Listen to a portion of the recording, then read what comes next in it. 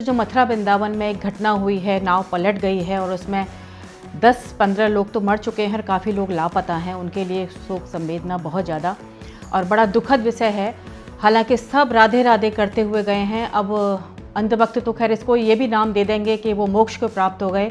और कुछ बाबा तो ऐसे होते हैं जो ये कहते हैं कि एक राधा नाम बोलने से सारे पाप खत्म हो जाते हैं, एक राधा नाम बोलने से कभी आपको अकाल मृत्यु नहीं होती है। अब इसको अकाल मृत्यु नहीं, इसको तो खैर मोक्ष कह देंगे। जब तक इन बाबाओं का कुछ नहीं हो सकता ना, तब तक इस देश का कोई सुधार नहीं हो सकता। आज मैं बात करूंगी निधिवन की।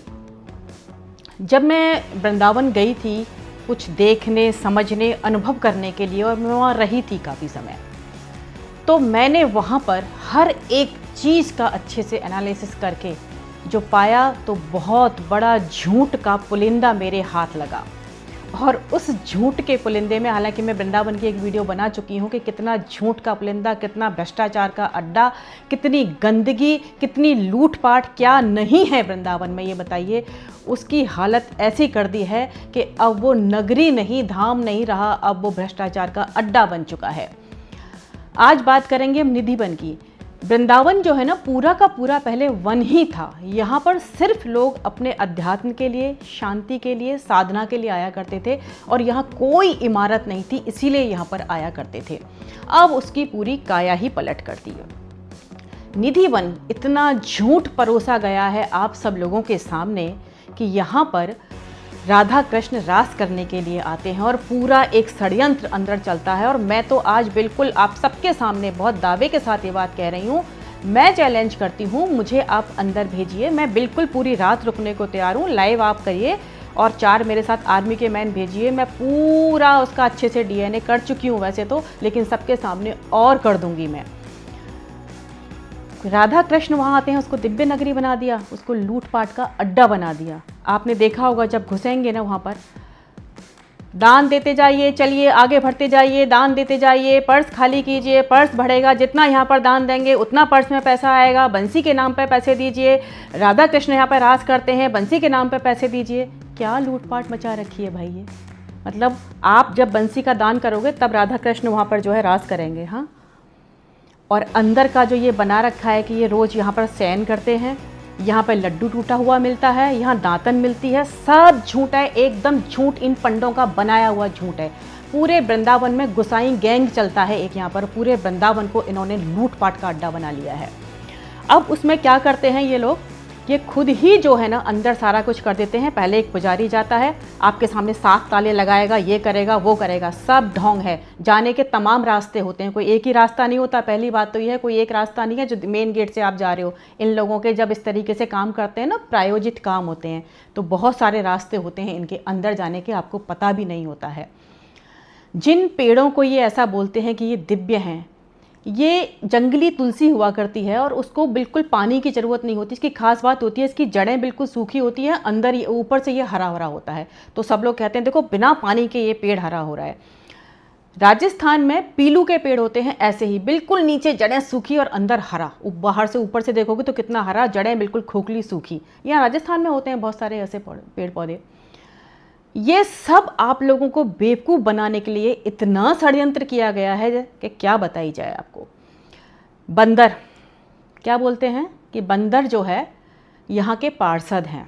अगर बंदर यहाँ के पार्षद हैं तो बंदरों से बचाने के लिए आपने वहाँ पर जाल क्यों लगा रखे हैं सारे? एक बात बताइए। सारे पेड़ पौधों को वो खा जाते हैं, खराब कर देते हैं टहनियों को, तो उनसे बचाने के लिए आप निधिवन में भी ये बात देख लेना, सेवा कुंज में भी देख लेना, पूरा जालों से ढक रखा है उसको, क्योंकि बंदर उसको खराब कर देते हैं। अगर वो दिव्य हैं, पार्षद हैं, तो वो क्यों करेंगे आप बताइए?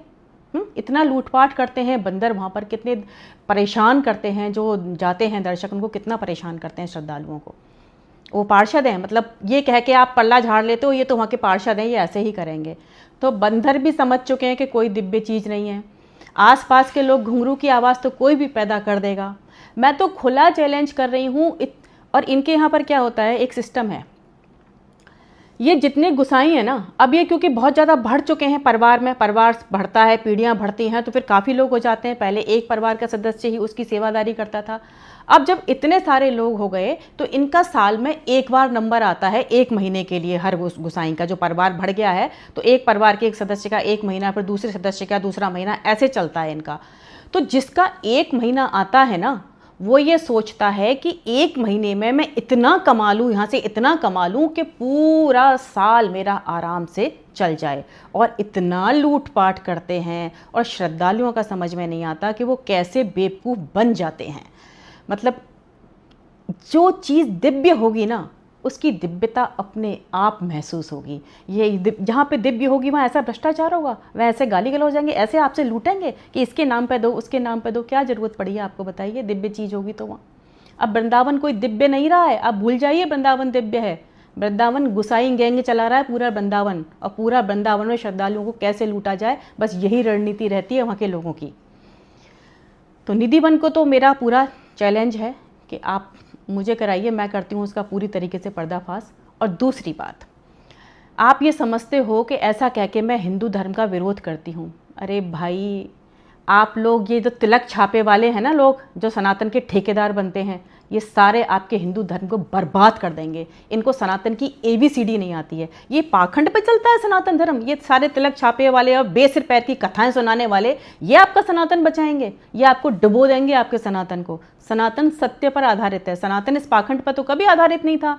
सनातन तो इस मूर्ति पूजा पर भी आधारित नहीं था। और मूर्ति पूजा की तो बात ये कीजिए कि वृंदावन में कभी मूर्ति पूजा नहीं होती थी। एक ईंट लगाना भी वो था वृंदावन में कि एक ईंट भी नहीं लगेगी, एक मंदिर भी नहीं बनेगा, क्योंकि वन था, वन के हिसाब से ही, प्रकृति की ही पूजा है वहाँ पर। तो क्या बना दिया है आपने, आप बताइए निधि वन को।